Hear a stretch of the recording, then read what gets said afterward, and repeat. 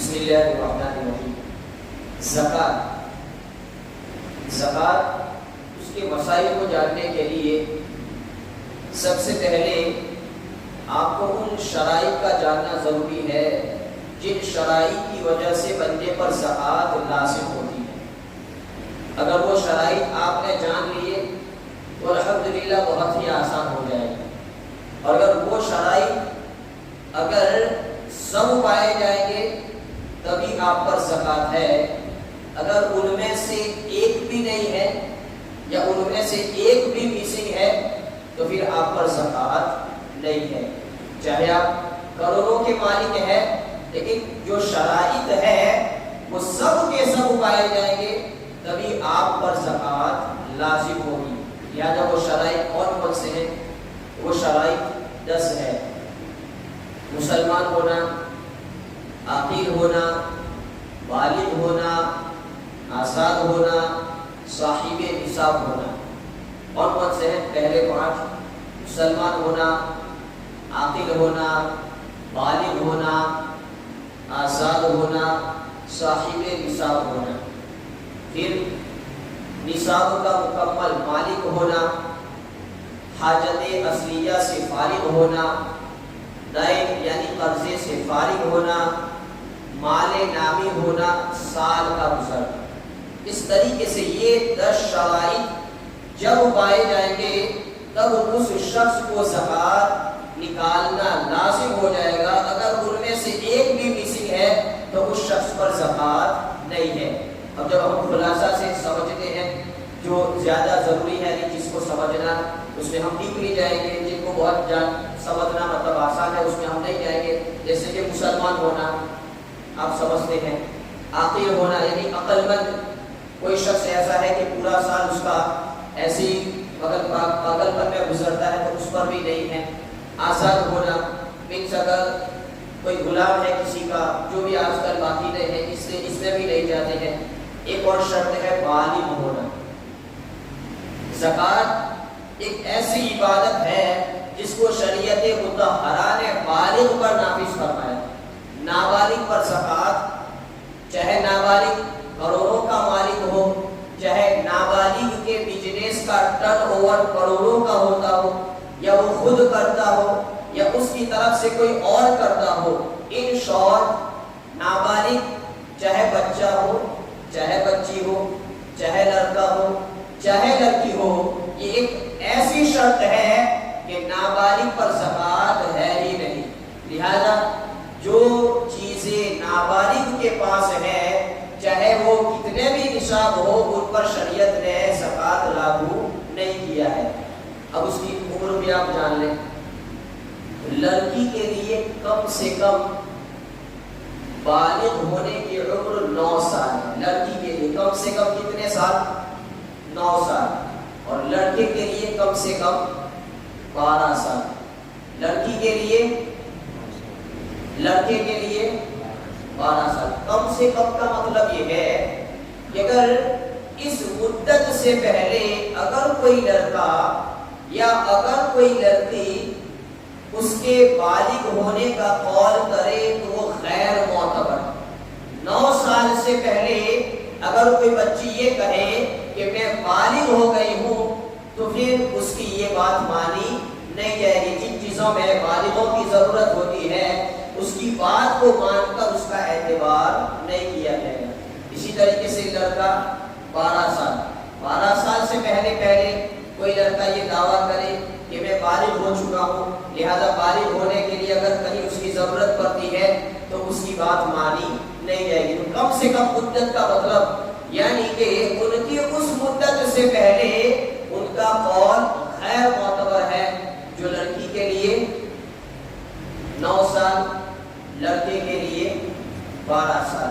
اب 9 سال یا 12 سال کے بعد جیسے ہی علامت بلوغ پائی جائے اسی دن سے وہ بالغ شمار کیے جائیں گے۔ چاہے لڑکی اب 9 سال میں ہو جائے، چاہے 10 سال میں ہو جائے، چاہے 11 سال میں ہو جائے، اسی طریقے سے لڑکا 12 سال میں بالغ ہونے کی علامتیں پائی جائے، یا 13 سال میں پائی جائے، یا 14 سال میں پائی جائے، لیکن اس کے بعد پھر زیادہ سے زیادہ مدت کے لیے بھی 15 سال. اور زیادہ سے زیادہ عمر مدت کا مطلب کیا ہے کہ اگر 15 سال تک نہ لڑکی میں کوئی ایسی علامت پائی گئی جس کی وجہ سے وہ بالغ کہی جائے، نہ لڑکی میں کوئی ایسی بات، لڑکے میں ایسی بات پائی گئی جس کی وجہ سے اس کو بالغ کہا جائے، اب علامت کی ضرورت نہیں ہے. جب دونوں کی عمر 15 سال ہو گئی اب دونوں بالغ شمار کیے جائیں گے.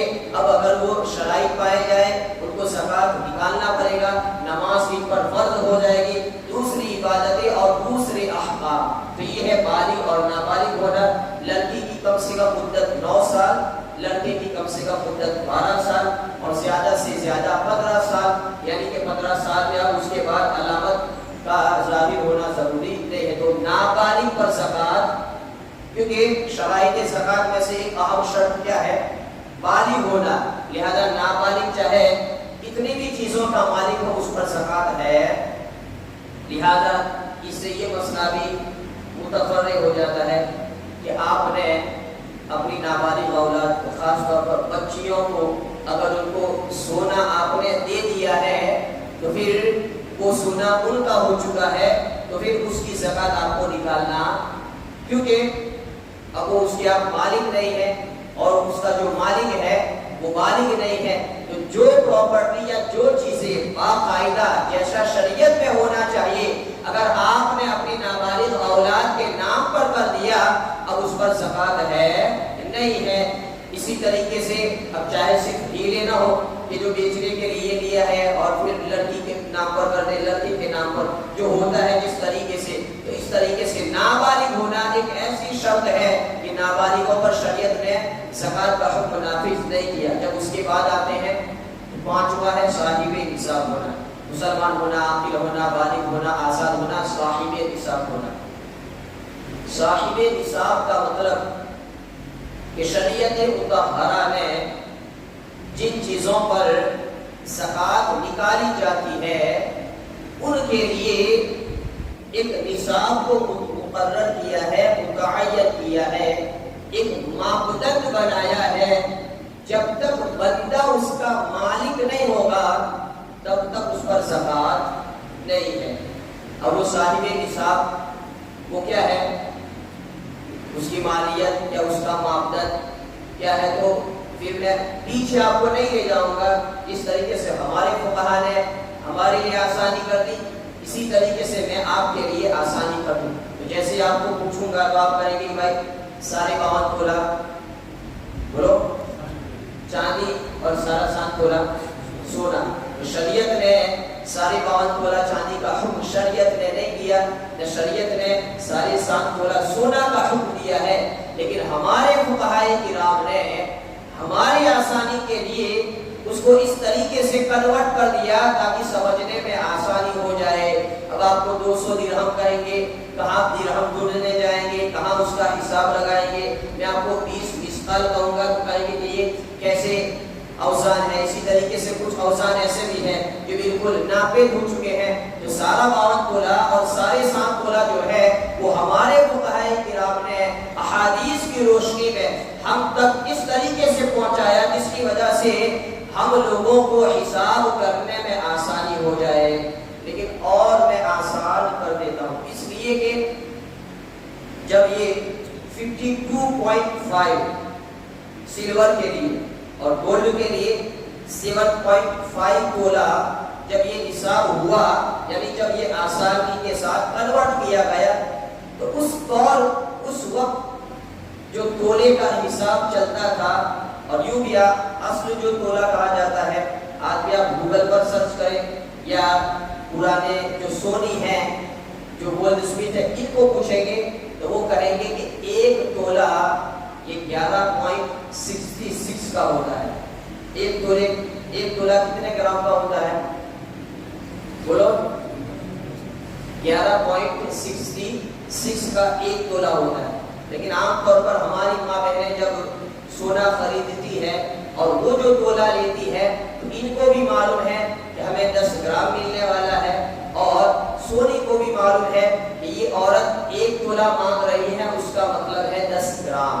تو اگر اسی 10 گرام سے آپ کاؤنٹ کریں گے تو تو پھر وہ سارے 52 تولہ نہیں ہوں گے، نہ سارے 7 تولہ ہوں گے، اس لیے کہ جب درہم کو 52.5 سلور میں کنورٹ کیا گیا تو اس وقت 11.66 ایک تولے کا حساب لگاتے ہوئے، لہذا جب اب ہم اس کو نصاب میں کنورٹ کریں گے اور آسانی کے ساتھ جب بیان کیا جائے گا تو سلور یعنی چاندی کا نصاب 612 gram point some thing, 612 point some thing, اور بہت آسان ہو جائے گا۔ تو اب آپ پوچھیں چاندی کا نصاب کتنا ہے؟ 612 پوائنٹ سم تھنگ، یعنی اوپر 12 پوائنٹ آتے ہیں جو کوئی خاص نہیں ہے۔ تو چاندی کا نصاب کتنا ہے؟ 600، چاندی کا نصاب 612 گرام۔ کیوں؟ یہ سارا 52 تولہ جو ہے اس کو 11.66 میں آپ جب ضرب دیں گے تو یہ 612 گرام بنیں گے، اور ہمارے فقہا نے چاندی کو 612 گرام میں کنورٹ کر کے پھر اس کو تولہ میں کنورٹ کیا، جو کہ آج سبق سمجھا الگ جاتا ہے اس لیے۔ اسی طریقے سے سونا، جب آپ سارا 7 تولہ سونا ہے اس کو 11.566 ہر تولہ شمار کریں گے تو 87 کے اوپر ہوگا۔ تو یہ سونے اور چاندی کا نصاب ہے، اگر کسی کے پاس ہے تو وہ صاحب نصاب ہو جاتا ہے، اور آسانی بھی اتنی ہو جاتی ہے۔ آج کل آپ گوگل میں سرچ کریں گے تو 1 گرام سونا لکھیں گے تو وہ آ جائے گا، 1 گرام چاندی لکھیں گے تو وہ آ جائے گا۔ جب آپ کو 1 گرام کی ویلیو مل گئی تو اس کو 612 میں ضرب دے دیں، جب 1 گرام سونا کی ویلیو مل گئی تو آپ 87 ضرب دے دیں، تو اس طریقے سے بہت ہی آسان ہو جاتا ہے۔ اسی طریقے سے انشاءاللہ کبھی میں آپ کو لکھ کر بتاؤں گا کہ حضور نے حدیث میں مقدار کیا بتائی، پھر کیسے کیسے ہمارے فقہاء کرام نے آسانی کے ساتھ اس طریقے سے کیا، اور پھر کب آیا۔ اسی طریقے سے آپ مہر کا لیں گے، لا مہر من اقل عشرۃ دراہم، تو 10 درہم مہر ہے، آپ کہاں جائیں گے بھائی مولانا 10 درہم کیا ہے؟ تو انشاءاللہ وہ کبھی میں آپ کو لکھ کے سمجھاؤں گا۔ بہرحال صاحب نصاب ہونا، تو سونا 87.75 گرام، چاندی 612 گرام۔ اگر کسی کے پاس اتنی چاندی ہے تو وہ شخص صاحب نصاب شمار کیا جائے گا، اگر کسی کے پاس اتنا سونا ہے تو وہ شخص صاحب نصاب شمار کیا جائے گا۔ لیکن یہ اس وقت ہے جب کہ آپ کے پاس صرف گولڈ ہی گولڈ ہو یا پھر سلور ہی سلور ہو۔ لیکن اگر کچھ سونا ہے، کچھ چاندی ہے، مال تجارت ہے، کیش رقم ہے، پراپرٹی ہے، یا جس میں آپ کی تجارت کی نیت ہے، صرف سونا بھی نہیں ہے، صرف چاندی بھی نہیں ہے، تھوڑا تھوڑا ہے، یا صرف پیسے ہیں، یا پھر تجارت کا مال ہے، تو اب نصاب کی جو مقدار ہے وہ چاندی سے لگائی جائے گی۔ لہذا اگر کوئی شخص 612 گرام چاندی جتنے پیسے رکھتے ہیں یا پھر اس کا مال تجارت اس کے پاس ہے تو وہ بھی صاحب نصاب شمار کیا جائے گا۔ اب آپ یہ کہیں کہ بھائی سونا سے کیوں نہیں لیا گیا، چاندی کا حساب کیوں لیا گیا؟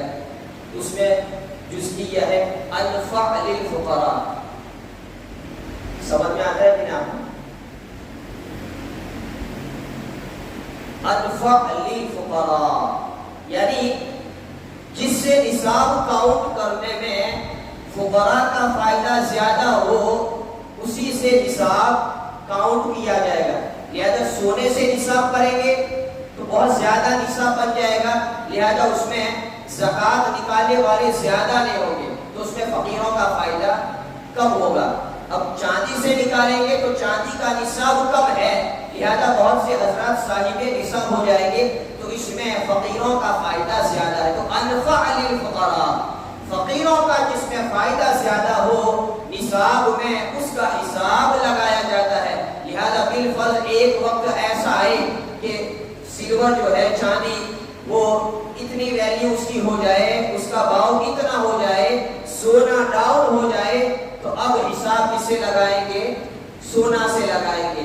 چاندی سے لگانے کا شریعت نے نہیں کہا کہ چاندی سے لگائیں گے، یہ ہمارے فقہا نے کہا انفع للفقراء، جس میں فقیروں کا زیادہ فائدہ ہو، کیش میں، مال تجارت میں اس کا حساب لگایا جائے گا۔ لہذا چاندی سے آدمی بہت آسانی سے کم پیسوں میں آدمی صاحب نصاب ہو جاتا ہے۔ لہذا جب آپ کے پاس سونا چاندی نہیں ہے لیکن پیسے ہیں تو اب چاندی کا حساب لگائیں گے، مال تجارت ہے تو چاندی کا حساب لگائیں گے۔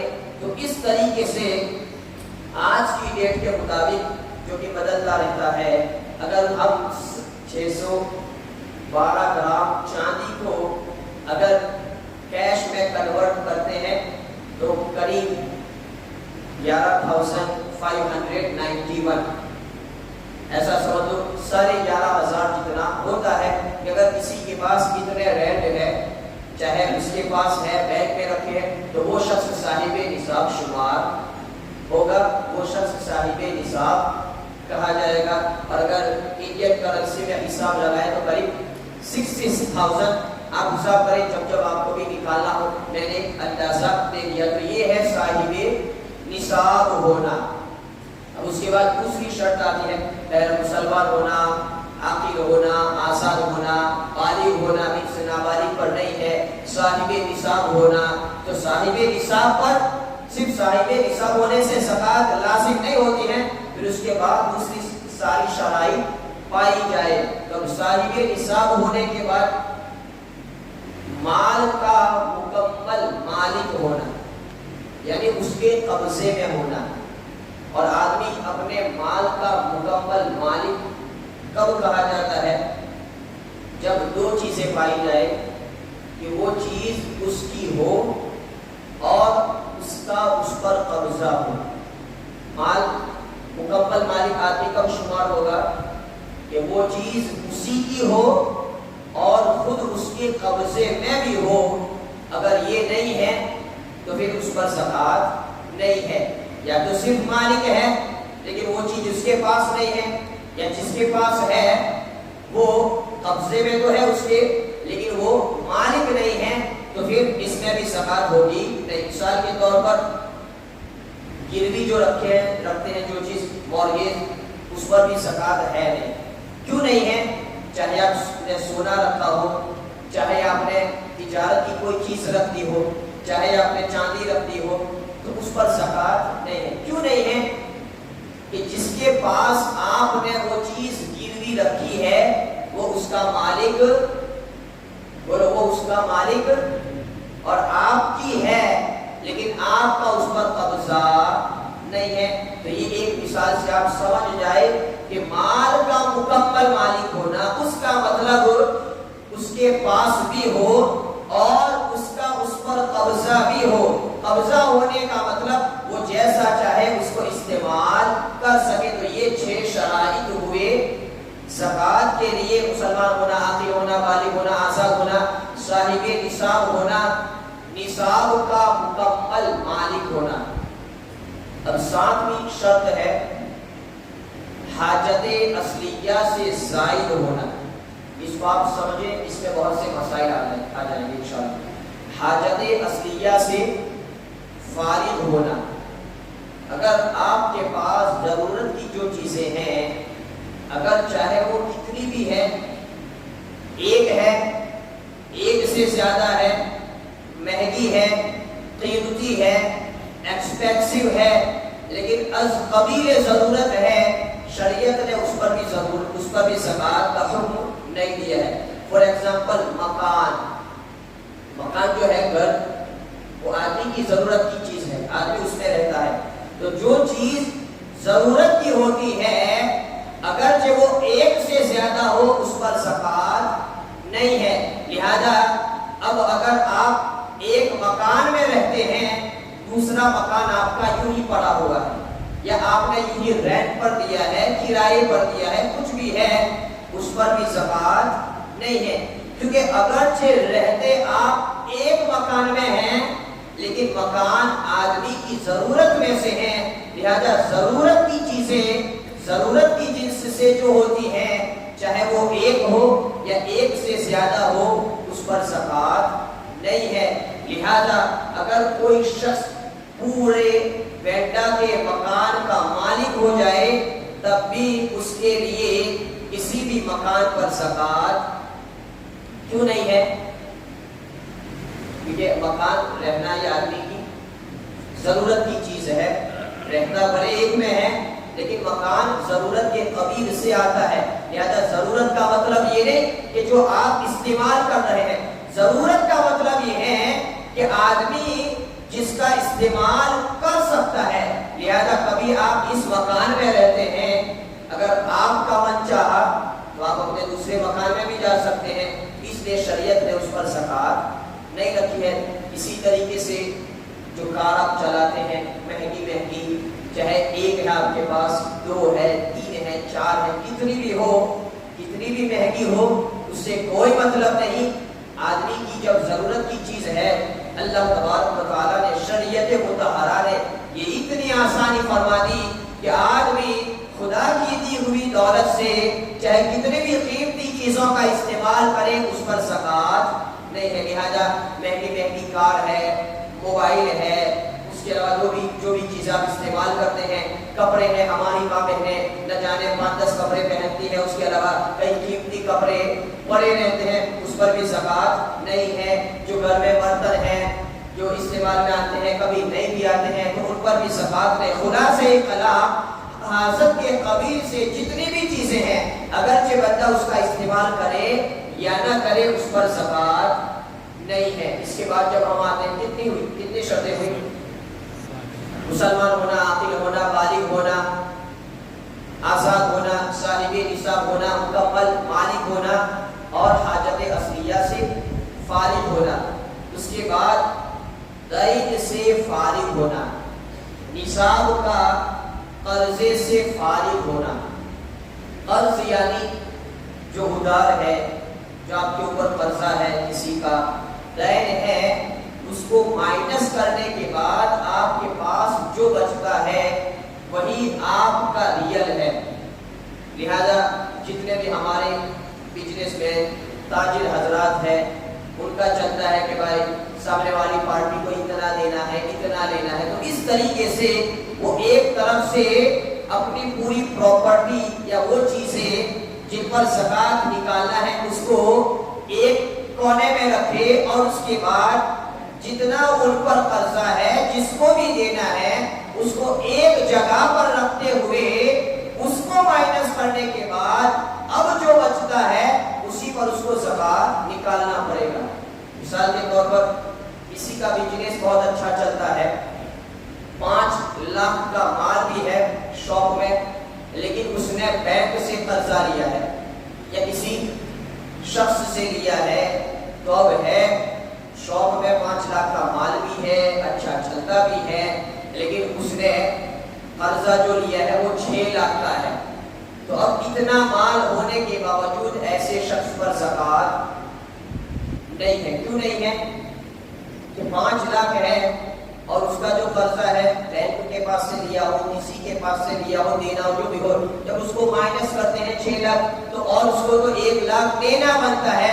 لہذا یہ نہیں کہا جائے گا کہ دکان میں اتنا مال پڑا ہے، تیرے پاس اتنے پیسے ہیں، یہ نہیں ہے۔ جتنا ہے اس میں سے جو دوسروں کو دینا ہے وہ مائنس کریں گے، اس کے بعد ہی پھر آپ کے پاس جو بچے گا اس پر آپ کو زکات نکالنا ہے۔ لہذا آپ نے انسٹالمنٹ پر جو چیزیں دیتے ہیں، ہمارے فقہاء کرام اور ان کے صحیح اقوال کے مطابق، چاہے وہ اس مہینے کا ہو، چاہے اس سال کا ہو، چاہے وہ 5 سال تک چلتا ہو، اتنی آسانی کر دی ہے کہ اس کو آپ مائنس کریں گے، چاہے کتنے بھی سال میں وہ رقم آپ کو چکانا ہو، اس سال کے حساب سے اس کو مائنس کرنے کے بعد جو بچے گا اسی میں سے آپ کو زکات، اسی پر آپ کو زکات نکالنا پڑے گا۔ پھر ہے 9ویں شرط، مال کا نامی ہونا۔ اس میں ان چیزوں پر زکات ہوتی ہے، اس شرط میں وہ سب آ جاتا ہے۔ اب نامی ہونا، نمو کسے کہتے ہیں، وہ خلقی ہوتا ہے، وہ فعلی ہوتا ہے، ان چیزوں کو آپ سمجھنے جائیں گے اور کنفیوز ہو جائیں گے، بلکہ مال کا نامی ہونا اس جگہ پر پر زکات ہے، اور وہ صرف اور صرف 3 چیزیں ہیں. 3 چیزوں کے علاوہ کسی پر زکات نہیں ہے. زکات کتنی چیزوں پر ہے؟ زکات کتنی چیزوں پر ہے؟ 3 چیزوں پر ہے. 3 چیزوں کے علاوہ کسی پر زکات نہیں ہے. وہ 3 چیزیں کیا ہے؟ سمن یعنی سونا چاندی. سونا چاندی یہ ایک ایسی چیز ہے جو چاہے آپ کے پاس ہو، چاہے کسی عورت کے پاس ہو، چاہے اس کو استعمال کرے استعمال نہ کرے، پہنے، لاکر میں رکھے، تجوری میں رکھے، عورت نے اپنی ماں کو حفاظت کے لیے رکھنے کے لیے دیا ہے، اپنی بہن کو پہننے کے لیے دیا، واٹ ایور جو بھی ہو، سونا چاندی ایک ایسی چیز ہے کہ جس پر مطلقاً زکات ہے. اس پر یہ نہیں دیکھا جائے گا کہ بھائی میں پہنتی نہیں ہوں، استعمال نہیں کرتی، کچھ بھی نہیں. سونا چاندی تو زکات جن 3 چیزوں پر ہے ان میں سے پہلی چیز ہے سونا چاندی. اور اسی سونا چاندی کے ساتھ جس کنٹری میں آپ رہتے ہیں اس کی کرنسی کو ضم کیا جاتا ہے، یعنی ملایا جاتا ہے، یعنی اسی کے ساتھ شمار کیا جاتا ہے. تو سونا چاندی، روپیہ پیسہ، زار کہہ لیں، رینڈ کہہ لیں، یا یورو یا پاؤنڈ، ڈالر، جو بھی ہے جس کنٹری کا ہے، جس طریقے سے سونا چاندی میں مطلقاً ہے اسی طریقے سے روپیے پیسے اس پر مطلقاً ہے. چاہے وہ آپ نے اپنے گھر میں رکھے ہو، چاہے آپ نے اپنے کسی دوست کو رکھنے کے لیے دیے ہو، چاہے آپ نے بینک میں رکھے ہو، کچھ بھی ہو، پیسے جو ہیں اس پر سونا چاندی کی طرح مطلقاً زکات ہے. آپ یوں نہیں کہیں گے کہ وہ تو میں نے بینک میں رکھے ہیں، یوں نہیں کہیں گے کہ میں نے اپنے والد کو دیے ہیں ان کو رکھنے کے لیے، نہیں. تو سونا چاندی اور کرنسی. دوسری چیز مال تجارت. دوسری چیز کیا ہے؟ یعنی تجارت.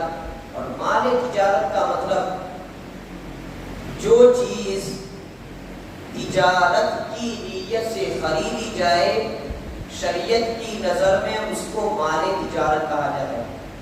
جو چیز تجارت کی نیت سے خریدی جائے اس کو مال تجارت کہا جاتا ہے.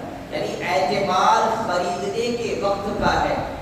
اگر خریدنے کے بعد آپ نے بیچنے کا ارادہ کیا تو آپ اس کو بیچیں گے تو صحیح، لیکن وہ مال تجارت نہیں کہا جائے گا. لہذا جو چیزیں آپ تجارت کی نیت سے خریدتے ہیں چاہے وہ کچھ بھی ہو اس پر آپ کو زکات نکالنا پڑے گا. تو یہ 2 چیزیں ہوئی، سونا چاندی، اسی کے ساتھ کرنسی کو ملایا جاتا ہے. دوسری چیز مال تجارت. مال تجارت کا مطلب کسی کا میڈیکل ہے تو میڈیکل میں جتنی بھی میڈیسن کا اسٹاک ہے اس کا کاؤنٹ کر کے سال کے آخر میں اس کو اس پر زکات نکالنا پڑے گا. کوئی بزنس کر رہا ہے، مطلب اپنے اناج وغیرہ کا ہے یا جو بھی ہے، یہاں جو بھی چلتا ہے تجارت کی نیت سے جو مال آپ خریدتے ہیں سال کے آخر میں اب اس کو آپ شمار کریں، جتنا بھی تجارت کا مال ہے اب اس کو شمار کرنے کے بعد قرضہ مائنس کریں گے، جو بچے گا اس پر آپ کو 2.5% نکالنا پڑے گا. تو یہ 2 چیزیں ہوئی. اور تیسری چیز سائمہ، چرائی کے جانور. اب جانور ہمارے پاس نہیں ہے اس لیے میں آپ کو اس طرف لے نہیں جاتا ہوں. تو اس طریقے سے یہ 3 چیزیں ہیں، ان میں سے جانور کو نکال دیں تو آپ کے لیے صرف 2 چیزیں بچی. 2 چیزوں کو الگ سے کاؤنٹ کریں تو وہ 3 چیزیں ہو گئی، جس میں سے پہلی سونا چاندی، دوسری چیز کرنسی پیسے، اور تیسری چیز ان 3 کے علاوہ کسی پر بھی زکات.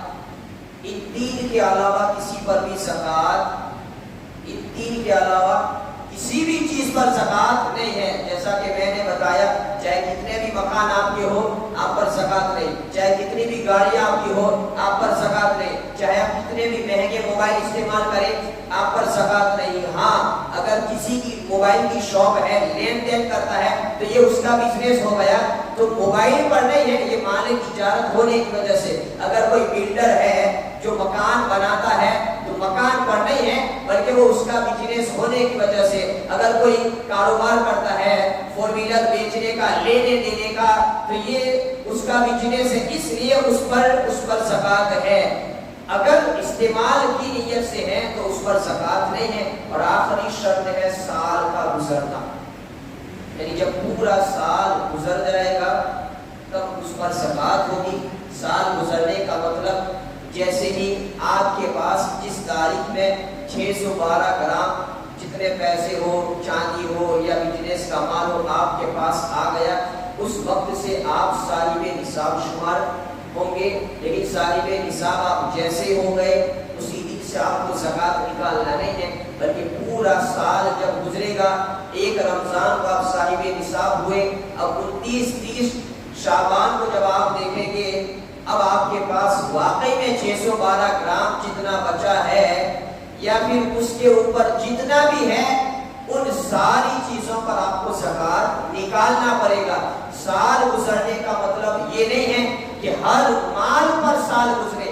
ایک بار جب آپ صاحب نصاب ہو گئے، اس کے بعد سال کے درمیان میں جتنا بھی آتا جاتا ہے، جب سب ضم کیا جاتا ہے، ملایا جاتا ہے، ایون کہ اگر ایک دن پہلے اگر آپ نے مال خرید لیا، یا ایک دن پہلے آپ کے پاس کیش آ گیا، یا ایک دن پہلے عورت کو کسی نے سونا دے دیا، تو یہ نہیں کہا جائے گا کہ اس پر تو ایک ہی دن گزرا ہے، چونکہ سال کا گزرنا ہر مال پر نہیں ہے۔ جب آپ ایک بار صاحب نصاب ہو جاتے ہیں، اس کے بعد سے آنے والے سال جب سال پورا ہوگا، اس وقت آپ کے پاس جتنا بچے گا آپ کو ان سب کی زکوٰۃ نکالنا پڑے گا۔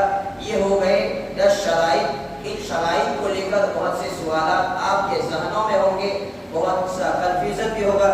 انشاءاللہ تھوڑا بہت آپ اس کو ذہن میں بٹھا لیں، انشاءاللہ اس سے ریلیٹڈ جو بھی سوالات ہوں گے ان کو ہم کر لیں گے۔ وآخر دعوانا ان الحمد للہ رب العالمین۔